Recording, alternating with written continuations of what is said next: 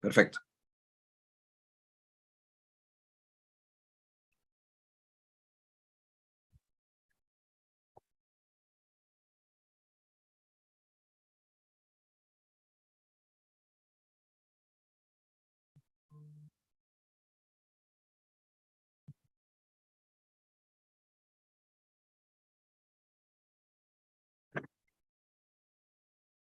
Welcome back.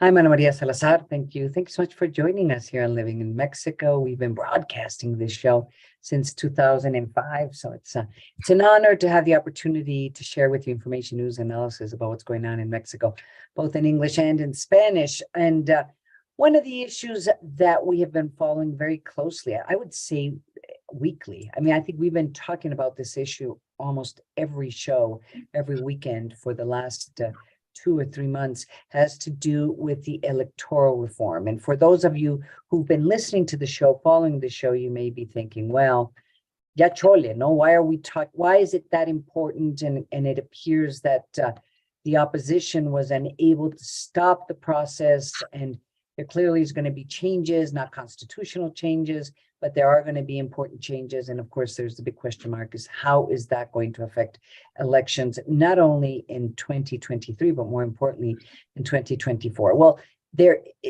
things moved this week in a very important fashion, but there were some surprises. That's why I always appreciate Carlos Ramirez from Integralia joining us. I know, Carlos, that last week Integralia published a report kind of highlighting what were the problems with this reform that is being promoted by, let's say, President Manuel Lopez Obrador, who is not willing to negotiate, and he did not seem to try to find consensus with the opposition regarding some areas that, everything can be improved, including Mexico's electoral system. But he was not going to negotiate. He had a very clear idea what these reforms should be about. So please help us once again, Carlos, to put into context what was the original proposal and where are we now? welcome to the show.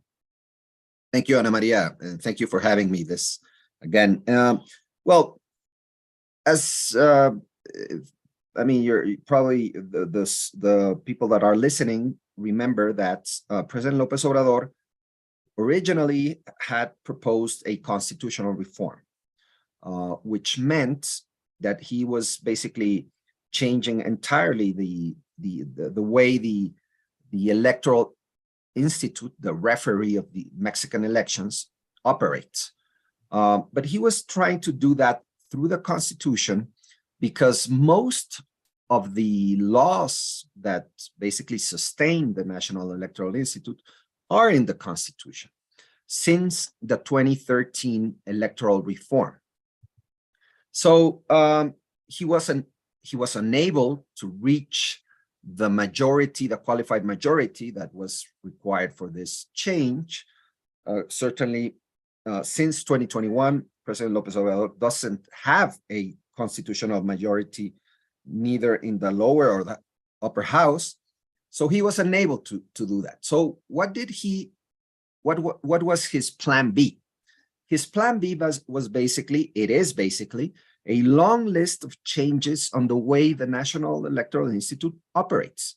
Basically, it eliminates many areas of this institution, changes dramatically the way it is organized, basically reduces the number of workers in the institute that have to do with the organization of elections. Mm-hmm. And it is and also includes other changes that basically give more leeway to the pre-candidates, the presidential pre-candidates, to do campaigns, even though we are very early in the process, 18 months before the national election in 2024. So it is what he is trying to do is basically overturn the constitutional restrictions through secondary laws. And this reform clearly has a lot of controversy because it dismantles, in a word, the National Electoral Institute. But what is, I mean, I'm just trying to figure out what were the objectives? Or do we have a sense what the objectives are? Because when you look at some aspects of Plan B, it seems that one of the objectives was to clearly reduce the costs for elections taking place in Mexico, which, you know, there's always been this complaint or this idea that the electoral system in Mexico is a very expensive electoral system. We could debate that, but that was, I mean, that was one of at least the public objectives. But the other objectives, I mean, I'm just trying to figure out why reduce the teeth of the institution that basically facilitated or has been very favorable in for Morena and for President Manuel Lopez Obrador. They've done very well under this current electoral system. Yes, that's a very good question, because Morena is clearly favored to win 2024 presidential election. I mean, that's what the polls are showing at this stage. Mhm. So why would you want to dismantle the electoral referee when you have been winning consecutively Right. election and election, right? During this first 4 years of the administration? Well, this austerity excuse, Ana Maria, Mhm. is really that, an excuse. Mhm. It is not a matter of reducing costs in Mexican electoral system, because the Mexican electoral system, its cost has to do more with what political parties receive through the public coffers, through public financing, which is something that, yes, it is debatable, but that's not what Lopez Obrador was trying to do with this reform. My sense is that there's two reasons why he wants to do this. One has to do, he's buying an insurance policy. If 2024, for any reason, becomes an election that is closer than expected, right? He is doing two things. He is dismantling most of the capacities of the Electoral Institute, which clearly will favor the majority party. So he's basically trying to capture the National Electoral Institute, or at least reducing its capacities so the national referee, electoral referee, will be unable to basically control any anticipated or any action by political parties. So he's buying insurance first on that. And second, he's buying insurance if that election becomes too close. And let's say the opposition wins. Well, he has a good excuse to say, hey, this electoral institute, I tried to change it because it was biased Corrupt, against right. us. Right. And now we lost, so we will not recognize this election. So he's buying that insurance just in case. Let me ask you this. If this only, what the Plan B, that what is being debated right now, and there's been some parts of it that have been approved, others haven't, and there seems to be at least some senators who we thought that would probably vote in favor of President Manuel Lopez Obrador's legislation, have some just basically have decided not to go to the debate or not vote, which I guess is considered an abstention. But there clearly is, there's a division between those who support Andrés Manuel López Obrador, the parties and his party, and the opposition. And then there's some individuals in the meeting, including a very interesting figure, which is Ricardo Monreal, who presides the Morena's bloc in the Senate, but he decided not to vote in favor, at least some parts of it. And I don't understand where the process is right now. Yes, so the process right now is the Plan B was split in two. One, part A has to do with everything that has to do with the National Electoral Institute and how it operates. And let's say the part B of this Plan B has to do with communications, propaganda during campaigns. So the second part was approved in the Senate, sent to the lower house, and it was basically, there were no more changes. So it was basically approved as it was sent by the Senate. What was approved then? There are changes in the rules that has to do with how much campaigning you can do, how much can you exactly. buy publicity. It has a lot to do with when you can start campaigning, how you can start campaigning, and what access do you have or you do not have to the media. Yeah, that was approved, and basically it grants, let's say, pre-candidates with much more leeway to basically campaign, even though we are still very early in the process, because Mexican electoral rules restrict basically people campaigning very early in the process. That changes entirely with this reform. It gives much more space for pre-candidates and clearly favors the pre-candidates of Morena because they are already they are in government, they are already there, they have the money, so they can campaign. The other guys, the opposition, we don't know who is going to be the candidate, and they don't have the money and the resources. Well, that was approved. That will certainly be published soon in the National Gazette. Now, the other part that has to do with the Electoral Institute was there were changes done in the lower house. That means that it has to be sent again to the Senate.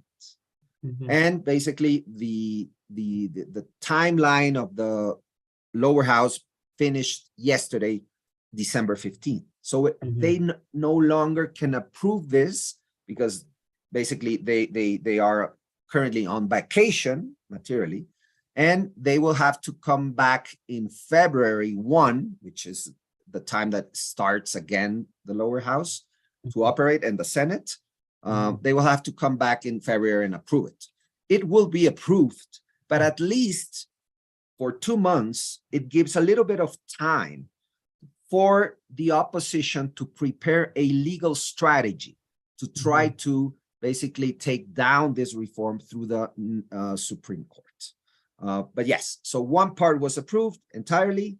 The other part has to be approved again by the Senate.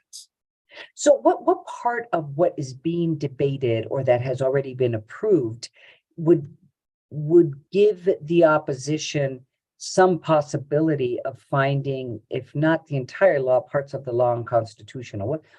What is potentially unconstitutional in this legislation? I think there are more areas of unconstitutionality in the Section 1 that has to do with the National Electoral Institute, because most parts of that are in the Constitution, that really on the other part B. Give us some examples. So, well, Part A clearly taking out complete areas of the National Electoral Institute is something that, according to constitutional lawyers, it is simply not something that you can change through secondary laws.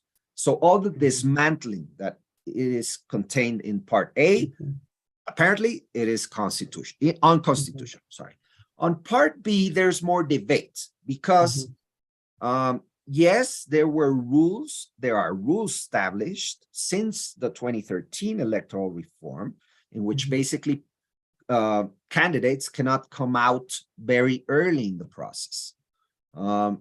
Some people argue that is not fair because pre-candidates should be allowed to campaign even though they are still very early in the process. Right. So I think there could be some issues there where the Supreme Court will find it little bit more difficult to take down that part.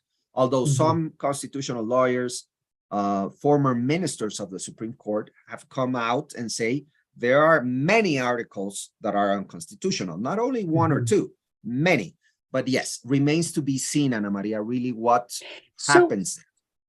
So time is of the essence, clearly, because we have elections in 2023, next year. In fact, this weekend there was, decisions are being made who are going to be the candidates, for example, for the state of Mexico, candidates for the state of Coahuila, the governorship. state of Mexico and the state of Coahuila. So, I mean, it's just around the corner. And then, of course, we have 2024 that are huge elections. I mean, it's just a massive amount of people who are going to participate in this electoral process. And of course, there's a lot of concern because anything, if it gets very messy, it will affect the transition, regardless of who becomes the next president of Mexico. Yes. So I guess the question is the time is of the essence. When does there have to be a decision by the Supreme Court in order for this not to have already what is going to be a major impact, a bigger impact on the electoral process in 2023 and 2024? Yes, I think that due to the fact that it now has to be decided by the Senate until February, most of the changes that will be approved, there's no question about it. Most of the changes that have to do with the operation of the National Electoral Institute will not happen before the June 2023 state elections in the state of Mexico and Coahuila. So those elections, I think, will not be affected by this law. But obviously, the Supreme Court has to take this as a priority, considering the timing that and the electoral process of 2024 starts in September, Ana Maria. It is exactly at that point where this new law will come into let's say effect.